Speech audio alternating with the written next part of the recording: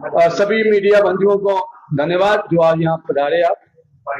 साथियों, आज की जो प्रेस कॉन्फ्रेंस कर रहे हैं, तो मैं बताऊं कि हम बड़े अरसे से 2024 को लगभग जो एक लॉ मिनिस्ट्री से ऑर्डर निकला था कि जम्मू कश्मीर और लद्दाख जो हाई कोर्ट है वो भी कम से कम अपने जजेस की अपॉइंटमेंट करते समय एससी कैटेगरी को भी रिकमेंड करे, वहां से भी करेंगे। तो लगातार प्रेस कॉन्फ्रेंस चलती रही हमारी 2025 से लेकर अब तक करते आ रहे हैं। इसी संदर्भ में प्रेस कॉन्फ्रेंस इसी सभा में करते रहे। आज जम्मू एंड कश्मीर मेघ सभा के बनने तले। तो आज मैं बहुत ही खुशी से आप सबको ये बताना चाहता हूं कि जो हमारी गवर्नमेंट है, कि जो हमारे जम्मू कश्मीर और लद्दाख के हाई कोर्ट के जो जजेस का जो कॉलेजियम है, जो डिसाइड करते हैं, रिकमेंड करते हैं नाम कि कौन से जजेस को अपॉइंट किया जाएगा, उनके नाम रिकमेंड करते हैं। तो उन्होंने 2 दिन पहले एससी वर्ग में से एक जज की रिकमेंडेशन के लिए नाम भेजा, जिनका नाम पवन कुंडल जी है, जो सीनियर एडवोकेट हैं। तो मैं बताऊं कि हमें बड़ी प्रसन्नता है कि 1928 से लेकर आज तक 100 साल की हिस्ट्री में एक भी एससी जज जम्मू कश्मीर और लेह लद्दाख में अपॉइंट नहीं हुआ।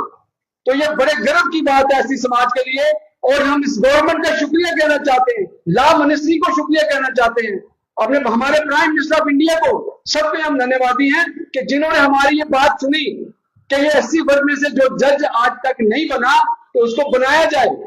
तो बहुत बहुत शुक्रिया करते हुए गवर्नमेंट का, शुक्रिया अपने हाई कोर्ट का, सुप्रीम कोर्ट का, दिल की गहराइयों से हम इनका धन्यवाद करते हैं। और साथ ही साथ मुबारकबाद देते हैं हमारे जो सीनियर एडवोकेट पवन कुंडल जी, जिनका नाम रिकमेंड किया गया है अपॉइंटमेंट होने के लिए एज ए जज सुप्रीम अपने हाई कोर्ट में, जम्मू कश्मीर हाई कोर्ट में।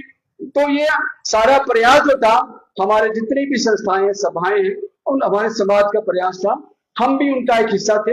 हमने भी इसी के लिए थोड़ा सा मिशन उठाया था कि हमारा जज हाई कोर्ट में पहुंचना चाहिए।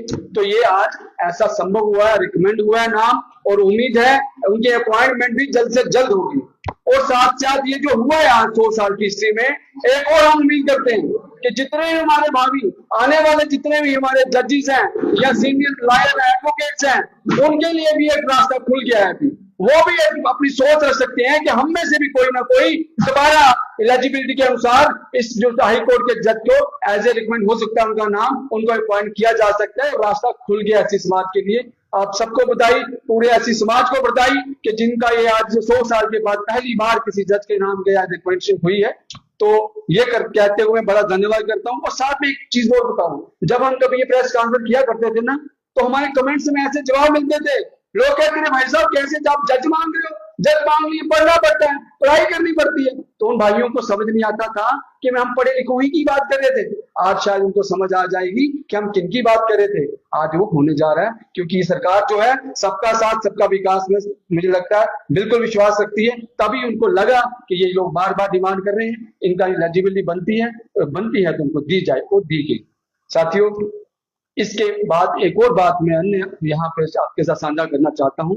हमारी जो गवर्नमेंट है जम्मू एंड कश्मीर की, सबसे पहले हमारे जो आदरणीय चीफ मिनिस्टर साहब हैं जनाब उमर अब्दुल्ला साहब, उनका और उनकी टीम का, उनके जितने शिक्षा मंत्री हैं जिनका, सबका मैं धन्यवादी हूँ कि उन्होंने 2 दिन पहले एक और रूल पर रेगुलेशन जो था पुराना उसको चेंज किया, CUET का।